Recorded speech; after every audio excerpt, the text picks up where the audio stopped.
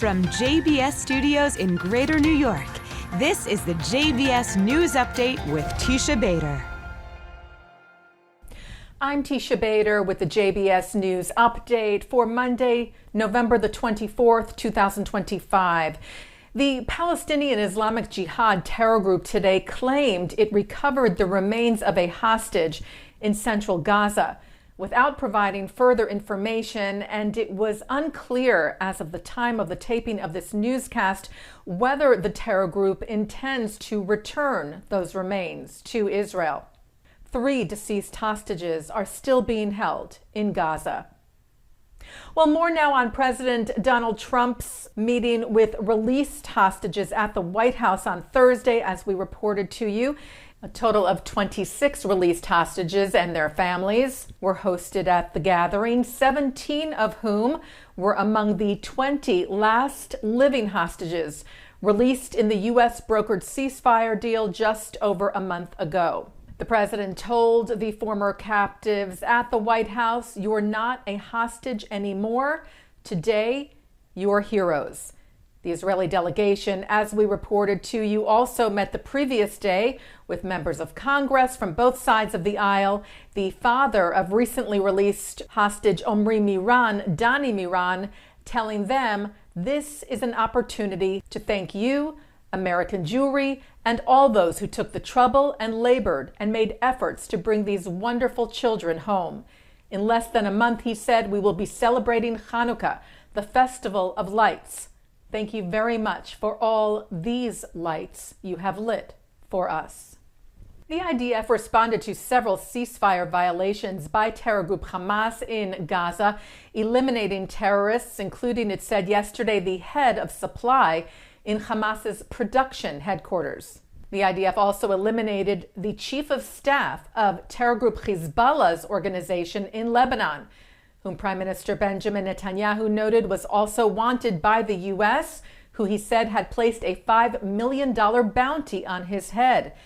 Netanyahu also said he wanted to take the opportunity to commend President Trump on his decision to outlaw and designate the Muslim Brotherhood organization as a terrorist group, saying Israel has already outlawed part of the organization and we are working to complete this action soon.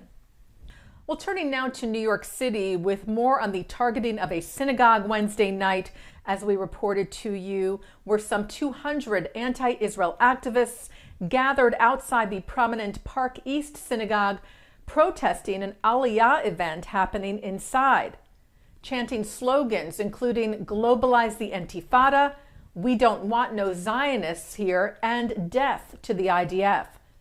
Outgoing Mayor Eric Adams strongly condemned the incident and today visited the congregation to show his support. Incoming Mayor Zoran Mamdani did criticize the hateful rhetoric used by the protesters, but he also criticized the event being held in the synagogue. A statement from Mamdani's office saying the mayor believes every New Yorker should be free to enter a house of worship without intimidation. But it then also states these sacred spaces should not be used to promote activities in violation of international law. Jewish organizations responded, including the Anti-Defamation League, who wrote, "Deeply troubling is the mayor-elect's comments suggesting Jewish institutions in New York are violating international law by holding a community program supporting Jews who want to move to Israel. This is outrageous and deeply offensive." The Jewish Community Relations Council of New York stressed as well, it is not a violation of any law, international or otherwise, for Jews to gather in a synagogue or immigrate to Israel. CEO of the Conference of Presidents of Major American Jewish Organizations, William Daroff, said Mayor-elect Mamdani's claim that Park East misused a sacred space by hosting an Aliyah program crosses a clear line. It turns a basic expression of Jewish identity into something suspect, and it fuels hostility that puts our community at risk. Calls to globalize the Intifada or to threaten Jews outside a house of worship are incitements to violence, not political debate, saying every responsible leader must say so. Taking a look now at our programming for tonight on JBS for Monday, November the 24th. At 7 o'clock on JLMinute, Alex Traiman and Josh Hasten break down the week's events in Israel. At 8, Abigail Pogrebin meets with Miriam Udel, author of the new book, Modern Jewish Worldmaking Through Yiddish Children's Literature. At 8:30, Pogrebin speaks with Tony Award-winning actor Ari'el Stachel about his Off-Broadway solo show, Other, in which he explores identity, anxiety, and the complexities of being an Arab Jew.